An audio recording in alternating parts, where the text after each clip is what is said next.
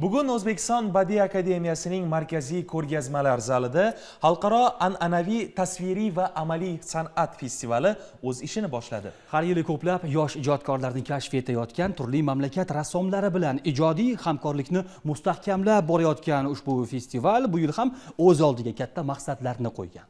Festivalning ochilish marosimi rang-barang sahna chiqishlari, milliy kuy-qo'shiqlar hamda san'at asarlari namoyishi bilan boshlandi. Bugun rassomlar, haykaltaroshlar, naqqoshlar, qo'yingki, barcha san'at ustalari bir yerga jam bo'lgan muhim kun. Chunki poytaxtimizda xalqaro an'anaviy tasviriy va amaliy san'at festivali boshlandi.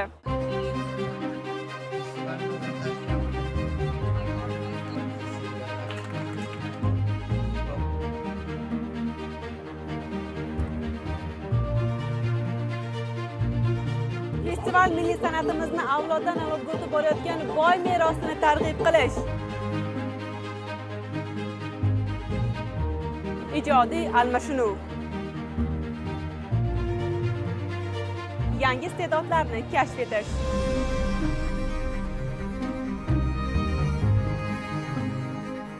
hamda ustoz shogird an'analarni davom ettirishga xizmat qiladi.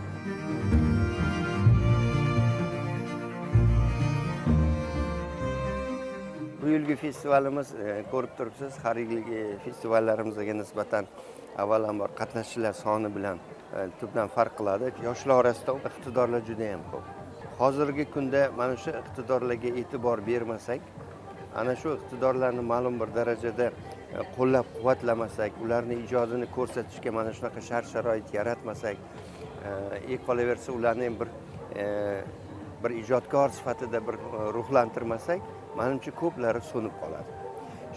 Bular so'nmasligi uchun, mana shu boshlagan ijodlarini davom ettirishlari uchun mana shunaqa katta-katta festivallar, u festivallarni maqsadlari aynan shunga yo'naltirilgan bo'lishi kerak. Aytib o'tish kerak, festivalga Toshkent shahri hamda viloyat markazlari, Qoraqalpog'iston Respublikasi hamda turli xorijiy mamlakatlardan ijodkorlar kelishgan. Festival doirasida ularning ko'rgazmalari, mahorat darslari, turli xil ijodiy ma'rifiy tadbirlar bo'lishi rejalashtirilgan.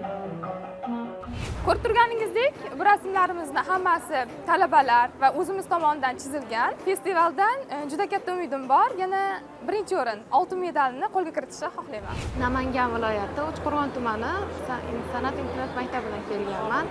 Festivalda birinchi marta qatnashyapman. Juda ham chiroyli hamda ko'p ishlarni ko'rib, o'zimga namuna qilib olyapman. Mening qishlog'im degan mavzuda ishtirok etyapman. Rasm chizib, rassomlarni asarlarini ko'rib, muzeylarga kirib ko'rib, o'zimga o'rganish olyapman. Qo'qon shahridan keldik, ixtisoslashtirilgan san'at maktabidan. Hozirda biz yosh makorlar ishidan ish qilyapmiz. O'qituvchilar olib kelib, naqshlarni o'yapmiz. Bu Qodirjon Haydarovda o'sha naqsh uslublari, kerak uslublarda ishlangan ishlar. Buni chizib olib turib, keyin urib chiqamiz shunday holatlarda. Katta rassomlarni ijodlarini, maslahatlarini oldim o'zimay. Birinchi marotaba kelishim. Xudo xolasa shu Toshkent shahriga o'qishga kirish niyatim bor. Tasviriy san'at dasturlarining tasviri ishladim, ijodlarim bor. Olib keldim. Bu festivalga men Buxorodan kelganman. Somon san'ati yo'nalishi bo'yicha. Bu ish o'zi azaldan bor edi. Buxoroda odamlar bilan shug'ullanamiz. O'zi aslida ustolar u kishi.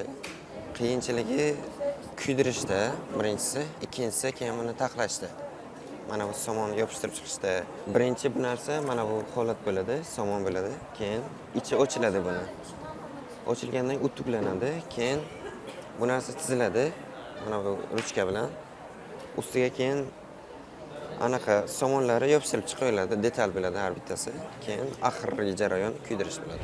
Badiiy akademiya tasarrufidagi Andijon ixtisoslashtirilgan san'at maktab internatidan keldim. Festivalga birinchi marta kelishim, miniatyura yo'nalishi bo'yicha tahsil olaman. va o'z ishlarim bilan qatnashmoqdaman. Hozir men qovoqqa miniatyur ishlayapman. Qovoqlarni o'zimiz yasab, o'zimiz ekib o'stiramiz hamda bu rasmlarni ham o'zimiz ishlaymiz. Birinchi marta qatnashishim, lekin juda ham ko'p tasviriy san'atlarni ko'rdik. Masalan, har xil rasmlardan tortib naqqoshlikkacha turli xil san'at asarlarini ko'rdik va bular menda juda ham zo'r taassurot qoldirdi.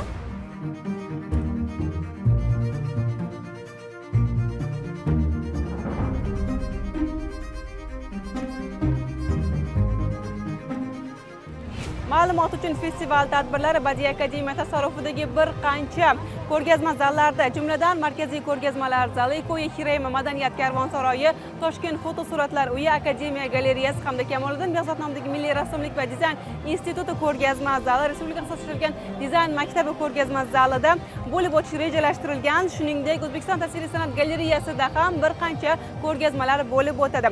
Mazkur ko'rgazma zallariga tashrif buyurib, bir hafta davomida ijod namunalaridan bahramand bo'lishingiz mumkin.